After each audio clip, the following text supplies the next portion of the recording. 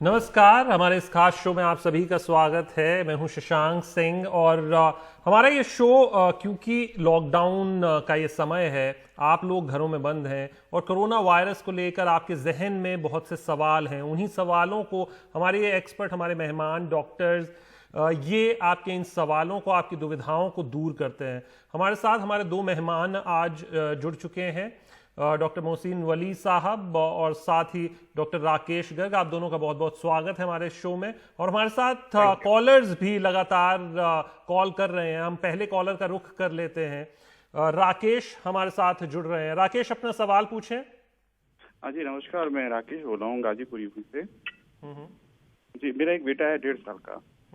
उसको टीका लगना है, तो कुछ डॉक्टर बोल रहे हैं कि जब महामारी पेंडेमिक आती है तो उसमें टीका नहीं लगना चाहिए। और कुछ पेपर में मैंने पढ़ा था यूनिसेफ की तरफ से कि कुछ टीका लगना जरूरी है। साउथ एशिया में अगर ये नहीं होता है तो ये बहुत बड़ा ये विपदा आने वाली है। इस तरह से कुछ है क्या? डॉक्टर राकेश, क्या ऐसे समय में वैक्सीन देने के लिए मना किया जाता है? नहीं, ऐसा नहीं है। अगर बच्चे की कंडीशन ठीक है, उसे कुछ इस तरह के बीमारी, फीवर वगैरह नहीं आ रहा इस पेंडेमिक की वजह से, तो अपने जो भी पीडियाट्रिशियन है उसकी राय से जो भी उस समय के अनुसार टीका लगता है वो आप लगवाइए।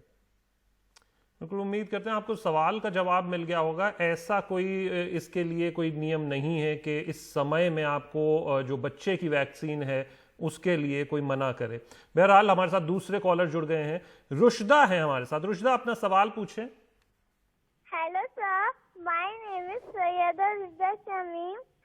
I am 8 years old. Sir, मैं आपसे पूछना चाहूंगी, जब से लॉकडाउन है मेरी मम्मा ने मुझे घर से बिल्कुल भी बाहर नहीं निकलने दिया है और वो कहती हैं कि घर के बाहर कोरोना वायरस है। सर, मैं आपसे पूछना चाहूंगी कि मेरा स्कूल कब खुलेगा और जब खुलेगा कि मैं अपने फ्रेंड के साथ बैठ सकती हूँ, उनके साथ टॉकिंग कर सकती हूँ। बेटा, आपकी उम्र कितनी है? कर सकती हूँ। 8 years। 8 साल की है। डॉक्टर मोहसिन, बच्चों का ये सवाल है, एक बच्ची आपसे सवाल पूछ रही है, अब जवाब दीजिए, कब स्कूल खुलेगा? ये इमोशनल मामला है क्योंकि इन बच्चों का कोई कसूर नहीं है कि ये लॉकडाउन में बेचारे अपनी टीचर्स से दूर, अपने स्कूल से दूर, अपने एंटरटेनमेंट से दूर, और ये इनकी जो खेलने कूदने की उम्र थी उसमें इतना बड़ा ये इनको सानहा और इतना बड़ा ये आपातकाल देखने को मिल रहा है, विच इज अनकॉल्ड फॉर। तो मैं यही कहूँगा बच्ची से, इसलिए प्रोग्राम में भी एक बिटिया ने हमें सवाल किया था कि आप उम्मीद रखिए और बहुत जल्दी हम भी आपके स्कूल में खेलने आएंगे आपके साथ, और ये थोड़े दिन की बात है। और तब तक आप ऑनलाइन स्कूलिंग एंजॉय कीजिए ना, अपनी टीचर्स से बात कीजिए, व्हाट्सएप कीजिए उनको और ऑनलाइन उनसे बात कीजिए, स्कूल के बच्चों से अपने ऑनलाइन बात कीजिए, ग्रुप्स बनाइए, व्हाट्सएप चैटिंग ग्रुप बनाइए और आप जूम के थ्रू बात करिए उनसे, स्काइप के थ्रू बात करिए, आप डेवलप करिए ना। 8 इयर्स का बच्चा तो बहुत अच्छा इंटरेस्ट लेता है इसमें। बेटा, एक चीज और करना है रुशदा बेटा आपको, वो ये कि अपने मम्मा पापा जो आपको कह रहे हैं कि घर में अभी रहना है क्योंकि बाहर कोरोना वायरस है, उनकी बात को मानना है अब हमेशा की तरह। हमारे साथ एक और कॉलर जुड़ गए, विनीत कुमार। विनीत, आपका सवाल। सर, मेरा सवाल है कि जैसे हमारी गवर्नमेंट लोगों को बाहर से बुला रही है और उसको स्क्रीनिंग करके घर में भेज दे रही है, तो क्या हम जिसमें ऐसा सिम्टम्स पता नहीं चलता है कि जिनमें लक्षण हो, तो क्या स्क्रीनिंग करने के बाद पता चल जाएगा कि उनमें कोरोना वायरस है?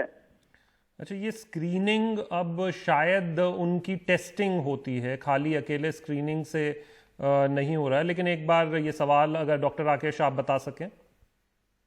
जी, कोशिश तो यही रहेगा कि हम कोशिश करें अपने आप को जितना रिस्ट्रिक्शन करें, जिनकी जरूरत नहीं है वो घर में ना आए और एक सोशल डिस्टेंसिंग की मेंटेन करें। जहां तक टेस्टिंग का सवाल है, स्क्रीनिंग के साथ धीरे धीरे जो भी जितने भी कॉन्टैक्ट्स हैं उनका जो टेस्टिंग का दायरा बढ़ा दिया गया है।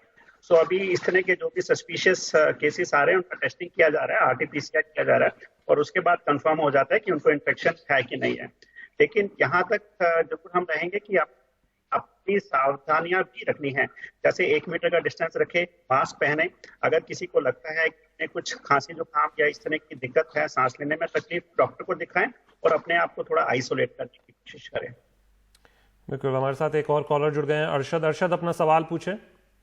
जी सर, मैं अरशद बोल रहा हूँ अमरोहा से।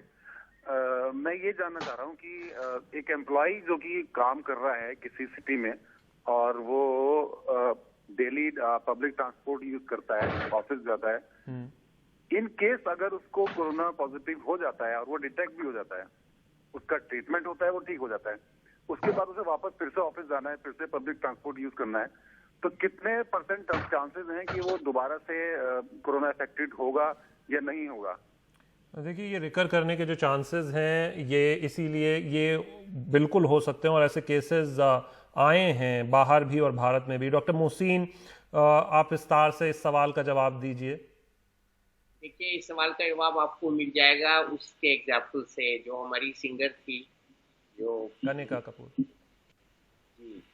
तो उसके 6 बार टेस्ट हुए थे और 5वीं बार तक डाउटफुल रहा मामला और 6ठी बार उसको क्लियर किया गया। तो इसकी टेस्टिंग को हम रूटीन में सबकी नहीं कर सकते, that is I am talking about Kanika Kapoor. तो उससे हमें ये मालूम हुआ कि फ्रीक्वेंसी कितनी थी उनकी टेस्ट की।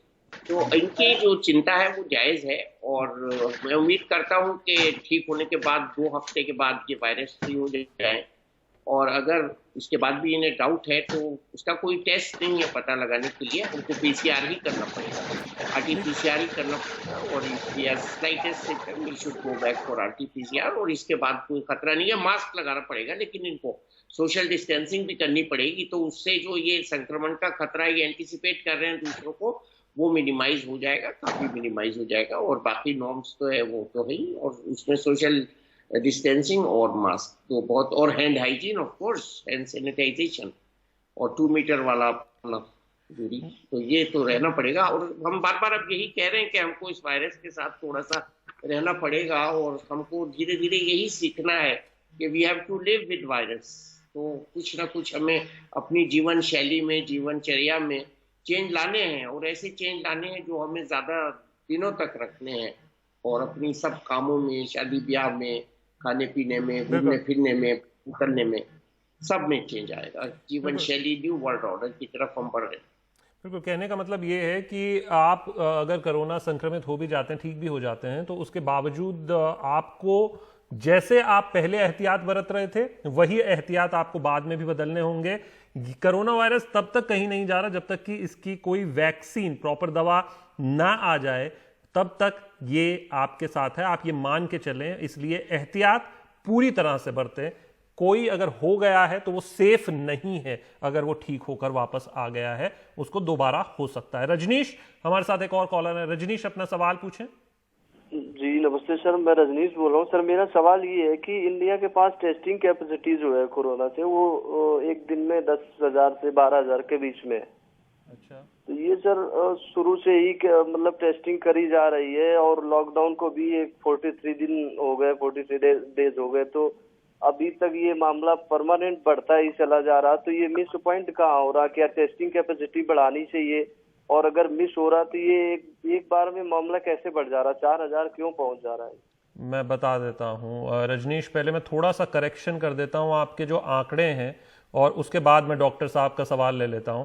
जो आप 10 से 12,000 कह रहे हैं, जिस दिन ये 10 से 12,000 का फिगर आया परसों, उस दिन हमारे करीब 83,000 टेस्ट हुए हैं। 83,000, 10 से 12,000 नहीं। कल जो पिछले 24 घंटे बीते हैं उसमें करीब 85,000 टेस्ट हुए हैं, 85,000। और जो परसेंटेज होता है, जो संक्रमित लोग इसमें आते हैं, जो ओवरऑल इंडियन फिगर्स जो कि पहले शुरुआत पहले दिन से चल रहा है, वो करीब करीब जितना टेस्ट होता है उसके 4 से 4.5% परसेंटेज पॉजिटिव आते हैं। लेकिन ये जो 85,000 टेस्ट हुए हैं, आज करीब 29,500 पॉजिटिव मामले आए हैं, ये 3.5% पॉजिटिव मामले आए हैं। तो आपको चिंता करने की उस लिहाज से नहीं है। हाँ, नंबर्स बढ़ रहे हैं, लेकिन फिर भी डॉक्टर साहब इनके सवाल का जवाब अगर आप दें, राकेश गर्ग जी। बिल्कुल, देखिए समझना होगा कि हम टेस्टिंग फैसिलिटी तो बढ़ा ही रहे हैं, जैसे आपने अभी बताया कि धीरे धीरे नंबर ऑफ टेस्टिंग बढ़ रहा है हमारा, और जहां तक पेशेंट्स के पॉजिटिव की रिपोर्ट जितनी आ रही हैं, जो नंबर ऑफ केसेस बढ़ रहे हैं, जिस तादाद से पहले बढ़ रहे थे उस काफी कम हो गया। हम उसे डबलिंग टाइम बोलते हैं, जो पहले 3 से 4 दिन था, अभी वो 10 दिन से भी ज्यादा पहुंच रहा है धीरे धीरे।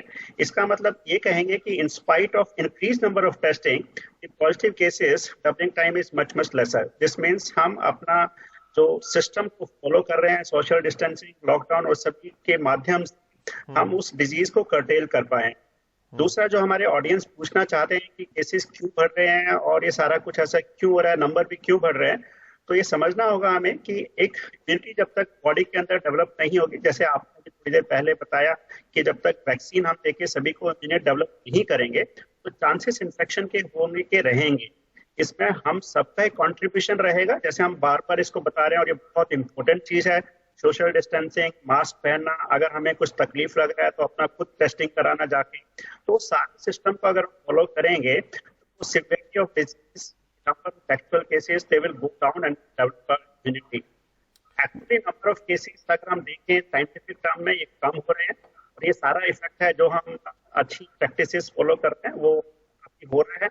जहाँ तक इन्होंने पूछा कितना समय लगेगा इसको सारा कुछ खत्म होने में, 0 केसेस आने में, इसमें आप ऐसा लगता है कि समय लगेगा, क्योंकि जैसे हम बता रहे हैं जब तक हमारे अंदर इम्यूनिटी नहीं आएगी इस इन्फेक्शन को लड़ने के लिए तो हमें एक रिस्क रहेगा। अब उस रिस्क को कम करने के लिए हमें सारी प्रिकॉशन को हम बार बार बताते हैं उसको फॉलो कीजिए, तो हमारा रिस्क रहेगा और हो सकता है कि आने वाले समय में वैक्सीन आ जाए तो हम वैक्सीन देंगे तो इन्फेक्शन का रिस्क कम हो जाएगा। और बस एक लाइन इसमें और ऐड कर दें कि ये बहुत ज़्यादा चिंतित होने की ज़रूरत नहीं है। जैसा कि हम इस शो के जरिए बार बार बता रहे हैं कि 85% जो केसेस आते हैं पॉजिटिव के वो माइल्ड सिम्टम्स के आते हैं, जिनमें बहुत ज़्यादा चिंता की बात नहीं है। और साथ ही अगर हम भारत में भी देखें तो वैक्सीन की तैयारी पूरी जोरों पर है। हम एक स्टेज के बाद अगले स्टेज पर जा रहे हैं। विश्व स्तर पर देखें तो रेमडेसिविर की बात करें या फिर इजरायली जो एंटीडोट की अभी बात आई है, ये दोनों भी एक पॉजिटिव खबरें हैं, तो चिंता करने की बात नहीं। हमारे साथ एक और कॉलर इंदू जुड़ गए हैं। इंदू, अपना सवाल पूछें। सवाल ये है कि अगर किसी कोरोना संपर्क के मरीज में आते हैं तो हमें कितने दिन तक हमारे अंदर लक्षण आ जाएंगे, तुरंत आ जाएंगे कि उसमें समय लगेगा? वैसे तो 2 हफ्ते का वो इंक्यूबेशन पीरियड रखा हुआ है। डॉक्टर मोहसिन जी, अभी चिंता मत कीजिए, आप थोड़ा आइसोलेशन में रखिए अपने को और घर पे रहिए तो लक्षण आएंगे ही नहीं। इसका वेरिएबल है साहब, इंक्यूबेशन पीरियड जो है, और आपने ठीक बताया 2 दिन से 2 हफ्ते तक और कभी कभी 16 दिन तक भी हो जाता है। तो ठीक है, लक्षण ना आए तो वो भी हम आजकल बहुत सीरियसली ले रहे हैं, तो एसिम्प्टोमेटिक पेशेंट्स को भी हम उतनी सीरियसली ले रहे हैं।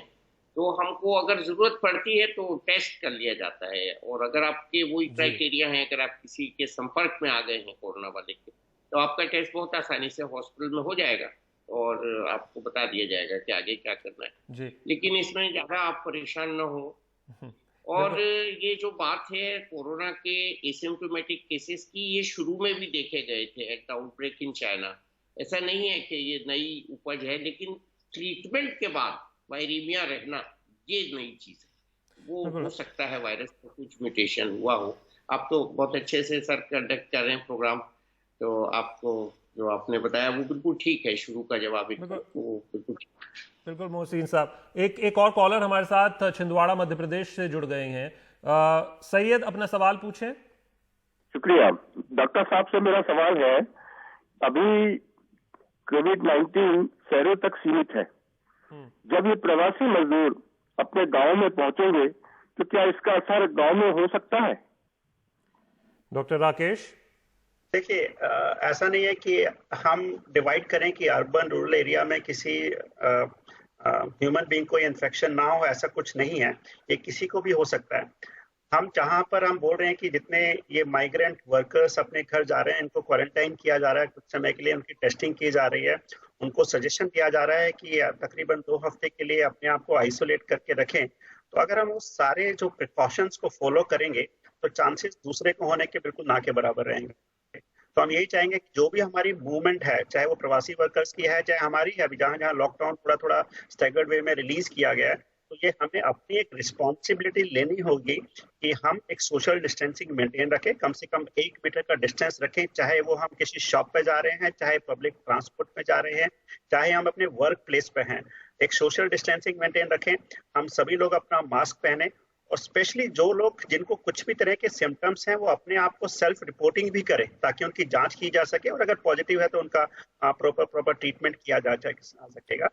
इसमें मैं एक चीज ऐड करना चाहूंगा कि काफी सारे पेशेंट्स हम ऐसे देखने को मिल रहे हैं, तकरीबन 1/3 जिनको इन्फेक्शन तो है बट सिम्टम्स नहीं है। तो इसलिए हम बोलते हैं कि ऐसा नहीं है कि जिनको सिम्टम्स हो गए उन्हीं को कोविड हो रहा है। कुछ पेशेंट्स की इम्यूनिटी अच्छी होती है तो वो सिम्टम्स मैनिफेस्ट नहीं कर रहे हैं, तो ऐसे पेशेंट्स भी इसीलिए में हम सभी को अपना जो standard way of social distancing, hand hygiene, wearing the mask, सारी प्रिकॉशंस हम सभी को आने वाले समय में फॉलो करना पड़ेगा। और मुझे ऐसा लगता है कि हमें अपना लाइफस्टाइल कुछ इसके आसपास इसी तरह से मेंटेन करना पड़ेगा कुछ आने वाले समय के लिए।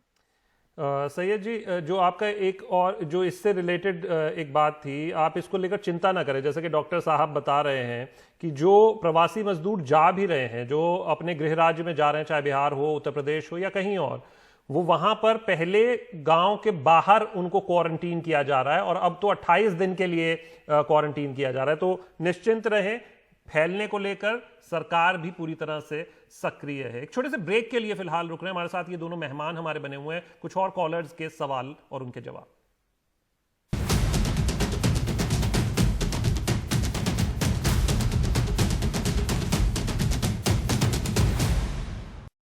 नमस्कार, फिलहाल स्वागत है आपका एक बार फिर से हमारे शो में। हमारे साथ एक और कॉलर जुड़ गई हैं दिल्ली से, मोनिका। मोनिका, अपना सवाल पूछिए। हेलो, नमस्कार शशांक जी। नमस्कार मोनिका, अपना सवाल पूछिए। मेरा सवाल ये था, जैसे डॉक्टर साहब या और जितने भी लोग मेडिकल से रिलेटेड हैं वो सब ये बोलते हैं कि मास्क से नाक और मुंह तो हम ढक लेते हैं, लेकिन अगर गलती से जैसे कोई सामान लेने जा रहे हैं दुकान पे, दिनचर्या का सामान या कुछ भी सामान लेने जा रहे हैं, हाथ तो रहते ही हैं, अगर गलती से वही इन्फेक्टेड हाथ अगर हमारी आंखों पे लग जाता है तो उसमें क्या सिम्टम्स आएंगे, या क्या वो सिम्टम्स भी 14 दिन के बाद ही हमें पता चलेंगे? बिल्कुल, आंखों से भी, ये आंख, नाक, मुंह, इन तीनों से ही आप के शरीर में कोरोना जा सकता है। डॉक्टर मोहसिन जी, इनका सवाल बहुत अहम है और हम इसीलिए बार बार हम ये हैंड सैनिटाइजेशन पे जोर दे रहे हैं। ऑन एन एवरेज हम 1 मिनट में या 1 घंटे में कहता हूँ 30 बार 1 घंटे में हम ऐसे हाथ लगा लेते हैं अपने मुंह पे। अच्छा, मास्क जो है, इसके बारे में भी मैं आपको बता दूं, ये जो मास्क है जो आप लगा रही हैं, ये अंदर से बाहर आने को रोकता है बैक्टीरिया को, वायरसेस को, और जो N95 मास्क है वो बाहर से अंदर जाने को रोकता है। बहुत बड़ा डिफरेंस है। तो हम प्रिज्यूम करते हैं इसका जो बाहर का सरफेस है जो एक्सपोज्ड है, उस पर अगर हाथ लगकर आपका आंख पर लगेगा तो वो इतना ज्यादा म्यूकस मेम्ब्रेन के लिए नुकसानदेह नहीं होगा। फिर भी एहतियात जरूरी है और रिपीटेड हैंड सैनिटाइजेशन मास्क लगाने के बाद भी उतना ही जरूरी है, एक बात। दूसरी बात, आंख का जो इन्फेक्शन है वो म्यूकस मेम्ब्रेन जो आंख की है उससे जाता है, फिर नाक में जा सकता है, ब्लड में जा सकता है और गले के थ्रू रेस्पिरेटरी ट्रैक्ट में जा सकता है। तो इसको, संक्रमण को हम कोई डायरेक्ट मेथड से नहीं रोक सकते, सिर्फ अवॉइड कर सकते हैं टचिंग। और प्रोटेक्टिव ग्लासेस वो हम डॉक्टर्स के लिए होते हैं। अगर आप चश्मा लगाती हैं तो बहुत अच्छी बात है, उसको थोड़ा बड़ा कर लीजिए अपने चश्मे को, और साइड हुड वाला हो तो और अच्छा कर लीजिए, that will be better than our protective glasses. तो ये हो गया। या हुड आप लगाइए, that is fancy for you unless you require it. इसके अलावा जो मैं आपको जरूरी बात बताने जा रहा हूँ ये कि जब हम मुंह धोते हैं घर आके तो उसमें आंखों को भी हम बार बार साबुन और पानी से धो लें। अगर हम ये करेंगे तो बहुत अच्छी हाइजीन आंखों की मेंटेन होगी। और इसके अलावा कोई तरीका नहीं है, कोई एंटीवायरल ड्रॉप्स नहीं है आंख की जो हम इसमें डालें, या ऐसा कोई सोल्यूशन नहीं है जो आंख को स्टेरलाइज करे। तो आपका बस पानी है और हल्का सोप एंड वाटर होता है जो हम जैसे मुंह धोते हैं। तो इस तरह का हाइजीन रखिए और कोशिश यही कीजिए कि अपने मुंह को बार बार न छुएं। और ऐसी आदत डालनी पड़ेगी हमको। हम बार बार यही कह रहे हैं कि कुछ मजबूरियां हो गई हैं, अब हमको इस वायरस के साथ रहना पड़ेगा। बिल्कुल, जैसा डॉक्टर साहब ने कहा कि रेस्पिरेटरी ट्रैक्ट में जाकर वो वायरस अपना होस्ट ढूंढता है जहां से उसे म्यूटेट करने की बातें हैं। बहरहाल इसके अगले कॉलर का हम रुख करते हैं। शबीर कर्नाटका से हमारे साथ जुड़ गए हैं। शबीर, सवाल पूछिए। हाँ, हेलो, मेरा नाम शबीर अहमद है, मैं कर्नाटक हुबली से हूँ। सर, मेरा सवाल ये था कि अगर हमारा एक कजन हॉस्पिटल में एडमिट है तो क्या हम उसको देखने के लिए जा सकते हैं, और जाए तो भी कैसा जाए सर? नॉर्मली हम ऐसे जो साधारण एक मास्क है वो मास्क पहन के हम जा सकते हैं? डॉक्टर राकेश, आई थिंक ये बहुत इंपॉर्टेंट सवाल इन्होंने पूछा है और ये सभी के लिए बहुत इंपॉर्टेंट रहेगा कि हमारे फैमिली मेंबर्स या रिलेटिव्स में या जान पहचान में काफी दोस्त कोविड की वजह से या बाकी किसी वजह से हो सकता है हॉस्पिटल में एडमिट हों। तो सजेशन यहाँ ही रहेगा कि इस समय आप कोशिश करें कि वहाँ हॉस्पिटल में मिलने ना जाएं। अगर आपको लगता है कि इस तरह की जरूरत है कि आपका वहाँ जाना बहुत ही जरूरी है, तो उसमें आप बिल्कुल डेफिनेटली जो हम हैंड हाइजीन की बात कर रहे हैं, मास्क की बात कर रहे हैं, उसको जरूर पहनिए। जहां तक पॉसिबिलिटी हो सकता है, अगर आपको लगता है कि टेलीफोन के जरिए आप उनके हालचाल पूछ सकते हैं, उनसे बात कर सकते हैं, तो बेहतर रहेगा। आप फिजिकली वहां पर ना जाएं। लेकिन अगर मेडिकल नीड के हिसाब से वहां जाने की आपको जरूरत है, कुछ इस तरह की सर्जरी है या वहां कुछ सामान देना है जो कि आप ही दे सकते हैं, तो आप मास्क पहन के जाइए, सोशल डिस्टेंसिंग मेंटेन रखिए। और जब आप हॉस्पिटल जाते हैं तो उस हॉस्पिटल का जो भी नियम कानून है, जो भी उन्होंने प्रोटोकॉल्स बनाया है इन्फेक्शन प्रिवेंट करने के लिए, उसको प्लीज जरूर मानिए। और अगर आपको कोई भी सिम्टम्स हैं तो बिल्कुल आप वहां पर ना जाइए, घर पे आप फोन से बात। हमारे साथ एक और कॉलर है अमृतसर से, गुरवील सिंह माली। गुरवील, अपना सवाल पूछिए। सर, ये मेरा यही सवाल है कि अगर हम घर पे जो एसी जो वाटर कूलर चलाते हैं तो ये कहाँ तक सेफ है, और दूसरा ये अगर हमें पता है कि हम घर से कभी बाहर ही नहीं गए तो भी हमें वाटर कूलर से और एसी से डरना चाहिए? Thank you so much. Doctor Mohsin, संक्षेप में। वाटर कूलर और एसी दोनों अलग अलग इश्यू हैं। वाटर कूलर में अभी हमारे पास काफी अच्छे सैनिटाइजर आ रहे हैं बाजार में, वो हार्मलेस होते हैं। उसका सही अमाउंट अगर आप डाल लें तो वाटर कूलर खुद आपके घर के लिए, डेजर्ट कूलर से मेरा मतलब है, वो सैनिटाइजर भी बन जाएगा। लेकिन वो चेक करके उसका अमाउंट डालना होगा। एक बात, एसी जो है, जो वो ट्यूबिंग वाले होते हैं एसी, उनमें तो थोड़ा सा अभी बैन भी हुआ है कि वो चलेंगे नहीं ज्यादा, जो इंटरकनेक्टेड होते हैं रूम से। सेंट्रलाइज। लेकिन एसी और जो स्प्लिट एसी जो सेम रूम में होता है, उसके लिए कोई खतरा नहीं है। लेकिन एसी का टेम्परेचर जरा अभी इशू है, बदलता हुआ मौसम है। आप हमेशा 27-28 के ऊपर रखिए, बल्कि मैं तो कहूँगा 29 भी रख सकते हैं। तो मैं तो 29-30 पे भी देखा है, यू फील बेटर। जी बिल्कुल। तो कहीं ना कहीं सेंट्रलाइज्ड एसी मत यूज कीजिए। जो विंडो एसी है, स्प्लिट एसी है आपके घर के अंदर के, वो आप यूज कर सकते हैं। बहुत ज्यादा टेम्परेचर ना रखें, जैसा कि डॉक्टर साहब ने कहा। फिलहाल हमारे शो में इतना ही। उम्मीद करते हैं कि आपको आपके सवालों के जवाब मिल गए होंगे। जितने कॉलर्स आज उन्होंने कॉल किया, हमारे दोनों मेहमान हमारे साथ जुड़े, उनका भी बहुत बहुत शुक्रिया।